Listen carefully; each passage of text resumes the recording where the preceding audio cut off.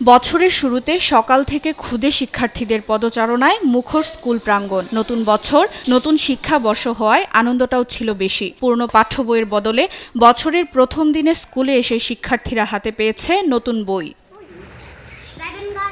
নতুন বছর, নতুন ক্লাস, সেই সঙ্গে নতুন বইয়ের ঘ্রাণে উচ্ছ্বসিত চাঁদপুরের প্রাথমিক ও মাধ্যমিক বিদ্যালয় সহ বিভিন্ন শিক্ষা প্রতিষ্ঠানের শিক্ষার্থীরা। তবে জেলায় এখনও স্কুলের সপ্তম ও মাদ্রাসার অষ্টম শ্রেণীর বই না পাওয়ায় খালি হাতেই বাড়ি ফিরতে দেখা গেছে অনেক শিক্ষার্থীকে।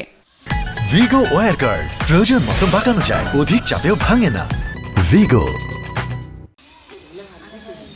সাবেক প্রধানমন্ত্রী খালেদা জিয়ার মৃত্যুতে টানা ৩ দিনের রাষ্ট্রীয় শোকের কারণে এবছর বই উৎসবে ছিল না তেমন কোনো আনুষ্ঠানিকতা।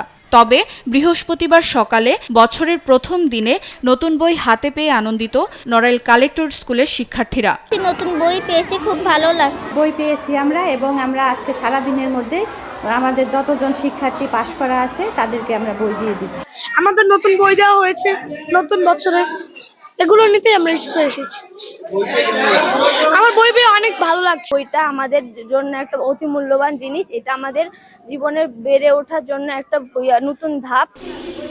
এদিকে রাজশাহীতে বছরের প্রথম দিনে প্রাথমিক ও মাধ্যমিকের বই বিতরণ শুরু হয়েছে। প্রাথমিকে প্রায় সবাই নতুন বই হাতে পেলেও উচ্চ মাধ্যমিকে শতভাগ নতুন বই বিতরণ করা সম্ভব হয়নি বলে জানায় স্কুল কর্তৃপক্ষ।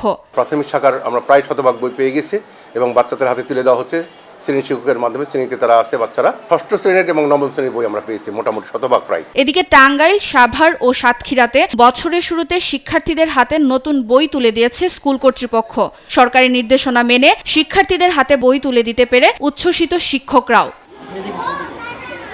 সুপ্রিয়া তৃষা, নিউজ ডেস্ক, দেশ টিভি।